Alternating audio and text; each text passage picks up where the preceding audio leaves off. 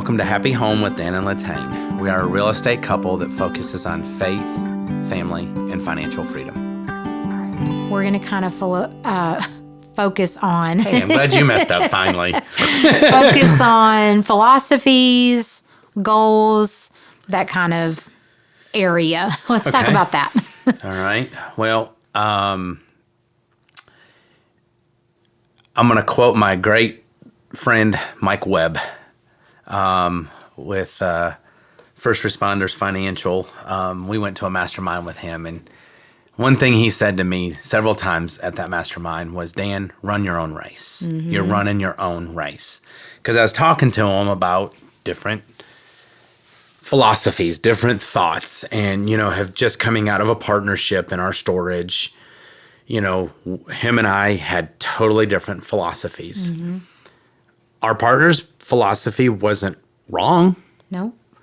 It was wrong for us. And our philosophy isn't wrong, but it was wrong for him. Mm-hmm. And sometimes I think people struggle with seeing people that are successful and feeling like they have to follow that philosophy. There are so many different philosophies within storage, meaning cash flow versus equity, debt versus not having debt. Those are the two big ones that we kind of deal with a lot throughout the years. And I've said this recently to people. I started reading Carlton Sheets. Carlton Sheets' philosophy was you do a 30-year mortgage on a 3-bedroom, 2-bath, bread and butter house. You buy 30 properties. When you get to 30 properties, you sell off half of them and you pay off your other 15. You have 15 properties free and clear. Mm-hmm. 25 years ago, that's what I got out of that course. And the other thing was don't use carburetors. And I thought that was hilarious that he called it a carburetor, not a garbage disposal. The thing is once I read that, it was very simple to me. Mm-hmm. And it was very achievable of just buy, and then we can, work on paying them off. We adjusted that a little bit. We didn't do the true 30-year mortgages, things like that. But that's essentially what we did. Mm-hmm. And we just kind of grinded that out of let's get out of debt. Because in our mind, getting out of the teaching, getting out of firefighting, getting out of nursing, everything that we've been in, it was we need cash flow. If we don't have cash flow, how are we going to pay our house payment? How are we going to pay our car payment? Mm-hmm. So we got to that point that we almost had blinders on. That's all we were going to do was we were going to do cash flow. And through focusing on that and doing cash flow, equity started coming. Mm-hmm. And we started seeing that and we started gaining net worth and things like that. So, but I still think even to this day, it's hard for me and you when we look at a property to not look at it from a cash flow perspective. Now, this is where Pandora's box is just blown wide open of, you have cash flow and it's taxable, where if you have debt, you can pull money out and it's not taxable. Well, to be honest, until 5 years ago, we didn't have any money. No. We were still building. We were still doing stuff. We hadn't had any big sales until, 5, 6 years ago, 7 years ago.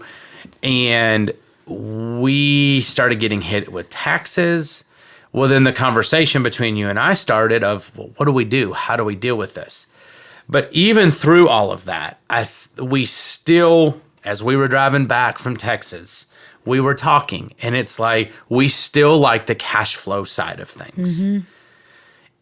It's security in our mind. And that's, after 20 years of building our real estate business, that was our goal from the beginning.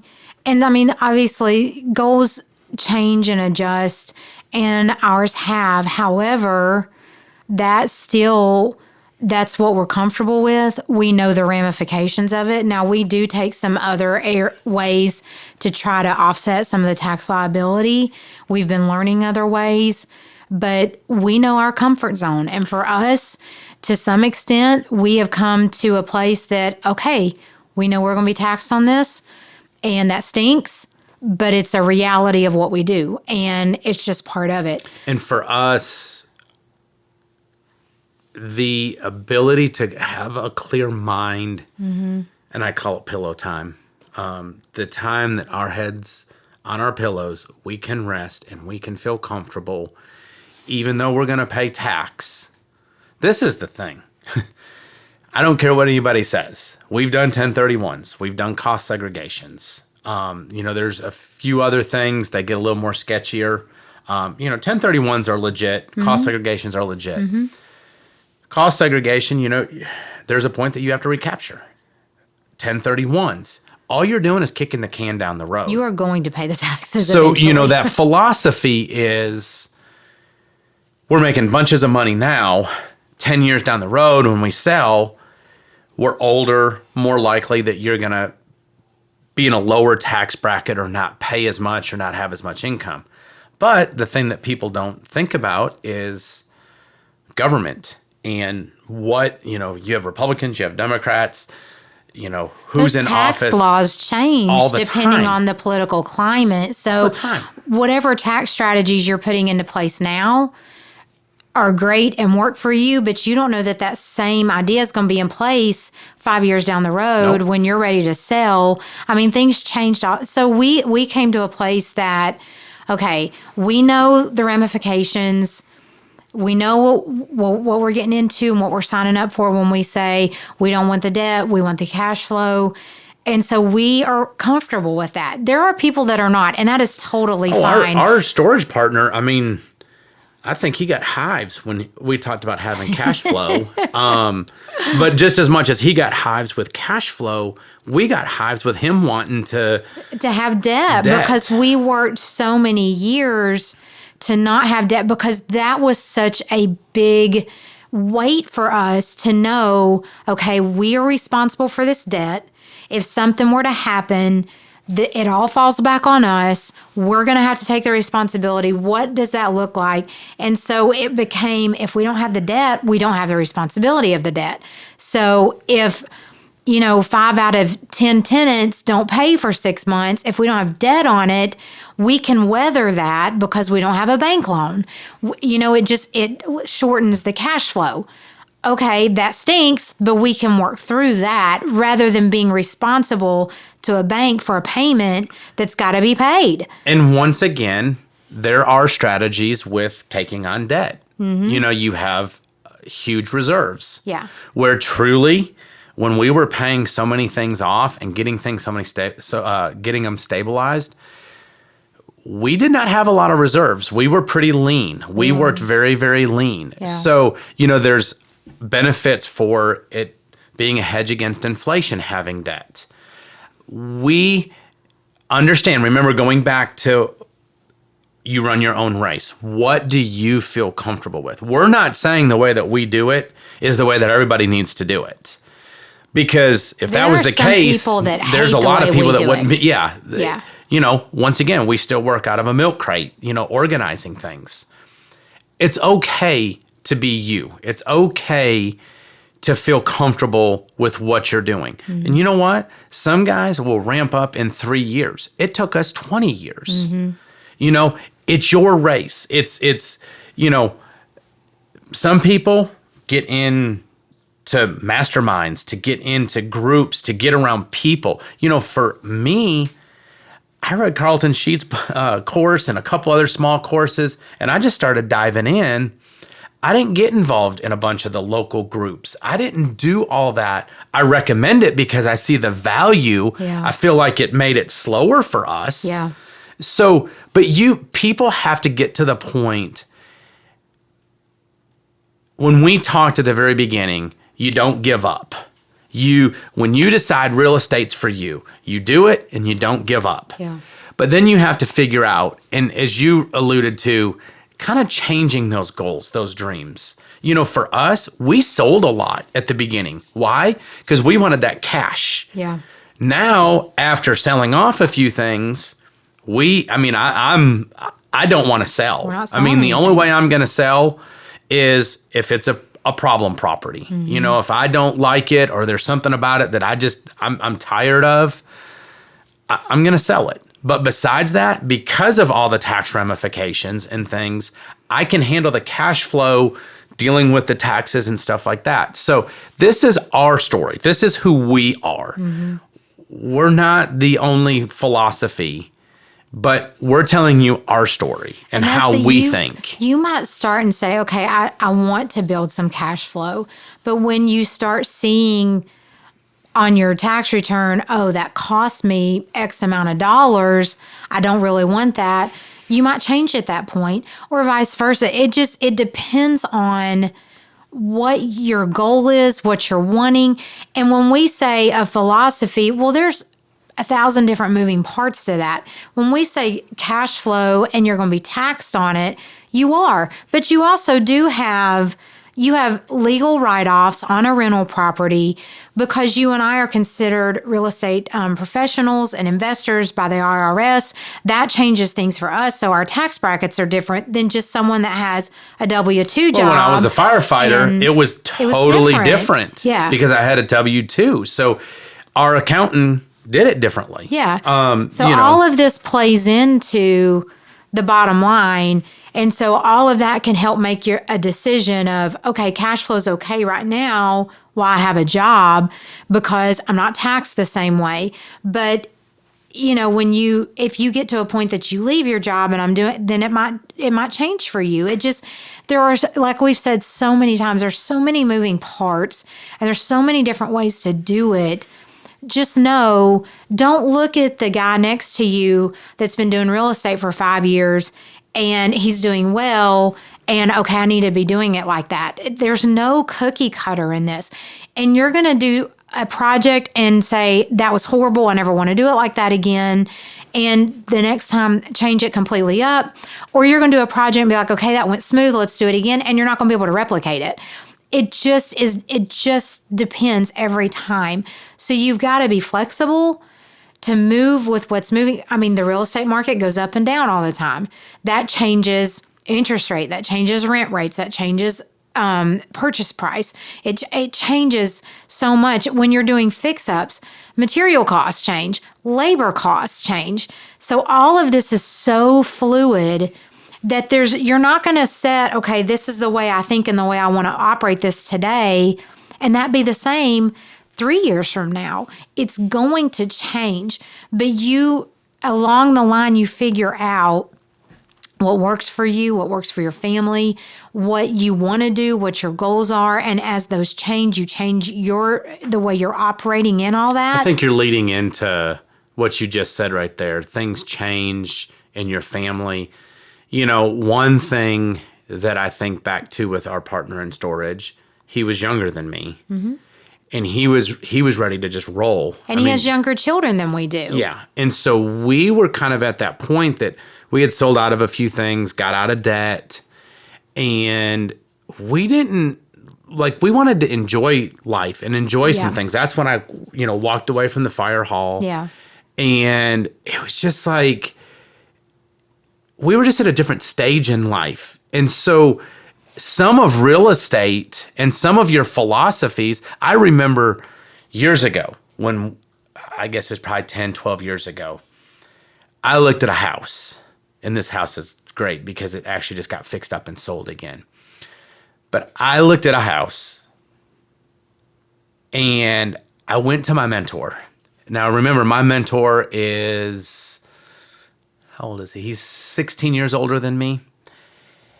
And I presented this to him because probably I was trying to look for some money because I probably didn't have any money. But I was like, hey, man, what do you think about this? He goes, you couldn't give me that house. And I proceeded to buy it. Mm-hmm. We fixed it up. Mm-hmm. We paid off your car. We did. And I bought you a new ring off of that house. Mm-hmm. Here we are, and I just showed it to you the other day on vacation. We saw that property. Okay. If I remember, we sold it for about $79,000. I mean, it was... That was in 2008. Yeah. Yeah. It was back in the recession and stuff like that. We saw it on Realtor the other day. Was it 149.9? Double of what it was, 15 years ago. Yeah. But his philosophy at that point, he was just like, I'm not willing to risk for $25,000. For us, It was well worth the what risk. did we have to lose? Yeah. We didn't have anything. Yeah. I joke all the time. Why would we ever have a prenup? We were both negative $100,000 in student loans when we got married, so we had nothing to lose. Now, would I look at that same deal the same way? No, I'd probably look more like our mentor. And I think that's another thing when you go back to run your own race of where are you at in life? When the thing I've been asking some of my buddies recently is, when is enough enough? What is enough? And I think that's a struggle that especially investors and entrepreneurs struggle with is it's always just more. And being involved in the storage rebellion, Mike would talk all the time about personal. And, sometimes you'd sit there and but I want to learn about storage. I want to do this. But yet, when you have enough or you have a certain amount, when's enough? Is it when you can walk away from your job? When are you going to spend more time with your kids? When are you going to stop, pushing 18 hours a day? Yeah.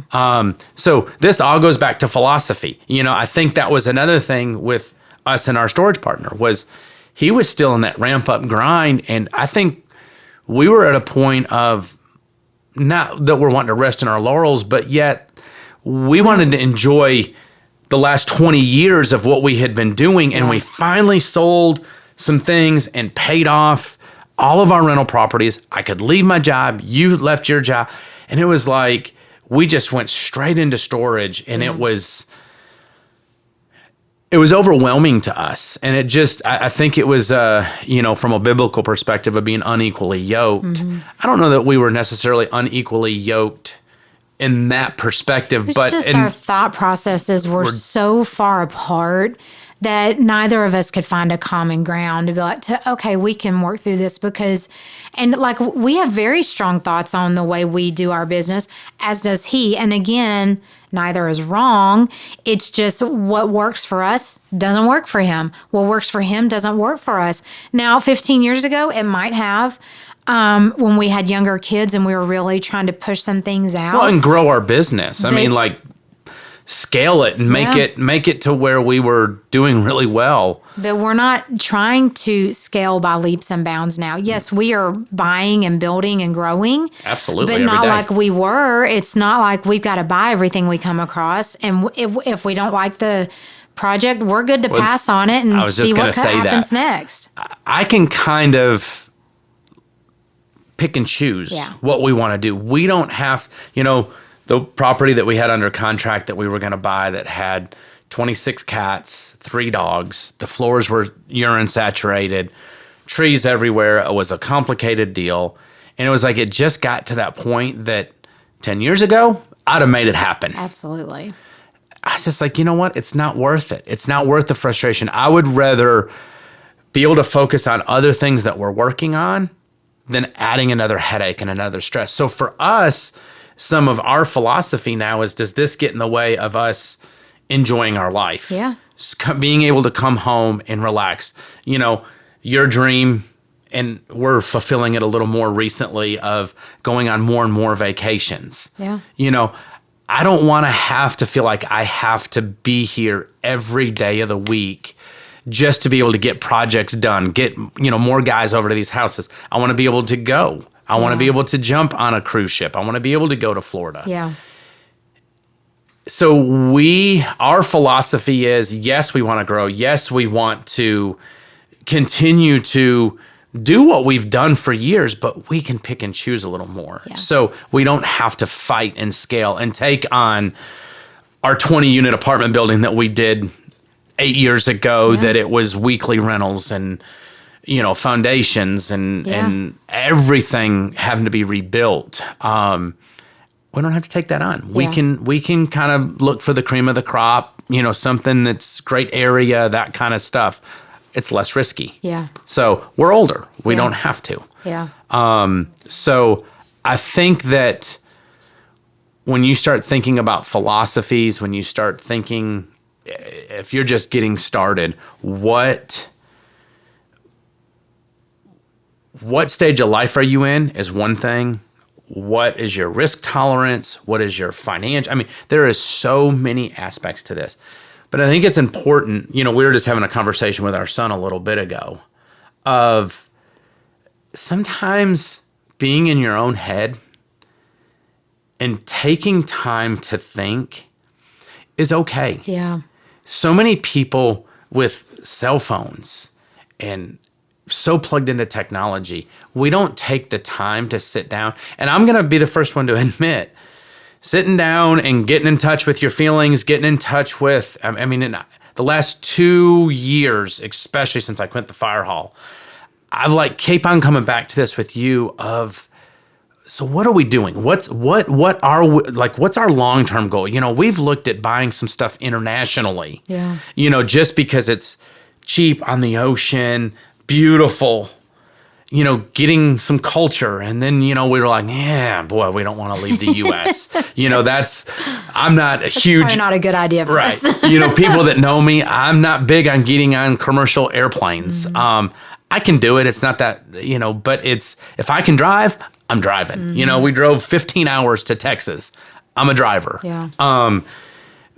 It all comes back to philosophies and what do you want in your life? Take the time to sit down. And the thing is, you might write it out, go talk to your wife or your spouse, and the next thing you know, it's like that's all blown up because that's not what, as you guys start talking, it's totally different. Yeah. And I think that is what is very, very important. All funding, acquisitions, doing the deals. Yeah, that is part of it, but it's getting that foundation of, and it goes back to that why of what's your why. Yeah. We've got rentals, we've got storage. If we didn't buy anything else, we could live a good life. But we do keep on going. But we create what we want. Yeah, exactly. So I don't know. I think we were all over the board on this one. We were talking about partners, philosophies, cash flow, all this, but I think it's something that we've been dealing with and never really had guidance on what does this look like until the last few years, until I got involved with some people and they started making me think. Yeah. And it's hard. I think sometimes it messes with you a little bit. Yeah. I know it has with me, and you've actually said it to me, Dan, it's okay. We've been doing it this way, and it's okay. Because it's like going back to running your own race. I feel like, well, they're doing it this way. I've got to do it this way. Yeah. Get in your head. Know what you're okay with. Yeah. And be okay with that. Be okay with your ideas, your goals. If it's working for you, okay. If it don't work for anybody else, as long as it works for you, that's really all that matters. Because in the end, you're the one in your home at night. You're the one dealing with everything attached to the decisions you're making. A friend can tell you all day long what they think is right, but in the end, they don't deal with the consequences of it. I remember back, and I know you do too, when I was in the fire hall and I was driving that paid off truck, and I had people, I was talking about real estate that we were about, man, you can afford, go get you a big diesel truck. So what does dumb Dan do? I go and buy a diesel truck that we can't afford. Yeah. It was miserable. It was. It was absolutely miserable. Mm-hmm. But I had it in my head. I had the voices in my head that, oh, you deserve this. You're owed this. I'm not deserved anything. I'm not owed anything. We work for what we want, and we let outside people and outside opinions influence what we knew and what we thought, and we acted on that. And that was a mistake that we made, that we've talked to our boys especially about multiple times of, you know what other people say and think, it really doesn't matter in the end because they don't know. You don't. I remember when one of our real estate deals went bad. It was a lease option. And we had to put some money down. And once again, stupid Dan moment. And I'll tell you guys this, look through every unit that you buy. At the time, I was young. It was a 14-unit apartment building. Guys lease purchasing it. We could afford to buy it. He didn't let me in all the properties or all the units. And come to find out, half of the units were destroyed. Yeah, so that's the great, real estate investor that I am, that I had to learn the hard way. But I remember that guy was calling us at 1, 2 o'clock in the morning. And we talked about how we would never let that happen again. We're going to feel comfortable within ourselves to know nobody can talk to us. Yeah. Talk us into a deal. You know what? We've made some people mad when we've backed out of deals because we didn't have pertinent information. But we were going to be comfortable with that. Yeah. So make sure, and I think it goes back to writing down goals. It goes back to writing down your philosophies, doing it together as a couple. Yeah. And if you're not a couple, get an accountability partner. You know what? Everything's not just husband and wife. Yeah. That is what we are. That's how we've done it. But get an accountability partner. There's other people out there. Write this stuff down. Put it before you. A vision before you will not perish. Yep. And I am huge in talking to LaTane and making sure that we're on the same page and that we have something before us. Because if not, we're all over the place. And we've talked about that. We have been all over the place, and it's something we've been dealing with a lot recently. We have to rein ourselves in and be like, wait a minute, what are we doing? What's the goal? Where are we heading here? Because if you don't have a goal, what are you shooting for? So you have 15 ideas and you're going to chase all of them because you don't have a central focus of what you're looking at and moving towards. So, in the end, whatever your goal is what you're shooting for, no matter what other people say. And be okay with being you. That is something, it took us a long time to be okay with us and what we do and where we're at. And get out, because honestly, the thoughts and opinions we think other people have about us are probably not true anyways. They're made up in our head. Yep. So just be true to yourself and what you're aiming for and the road you're walking, and leave it at that and just work. And sounds easy, but it's hard. It is hard. It's very hard. 20 years of figuring this out. So for us to expect you guys to do that is a challenge. It's hard. A journey. We'll say it that way. It is. But make sure that you're being intentional. Exactly. With looking at this and then being confident in what you're doing so that you're not all over the place. If you get around multifamily guys, oh man, I want to do that, or I want to do this. Yeah. What do you feel comfortable with management wise? Do you want to self-manage? Yeah, I mean, this all seems so overwhelming. But really, there's only a few aspects to real estate, and then you have to figure out the deviations of what you feel comfortable with, and then you roll with them. Yep. And you focus on those. You get rid of that, shiny object syndrome where you're, the first thing that comes by, I can make money, I can do this, I can do that. No, you have made that determination of this is what we're going to do. Exactly. So, as we sit here and talk about philosophy, I'm sure our philosophy will change. I'm sure it will. Again. It always but that's does. just part of it. The cool thing is, for us, we do it together. That's right. And, I encourage, especially from a guy's perspective, listen to your spouse. They have wisdom. We want to act all macho and everything else, but listen to what they say. Sometimes you have to make hard decisions, but listen, let them have a voice. I think it's important. So, all right. Well, that was Philosophies. There we go.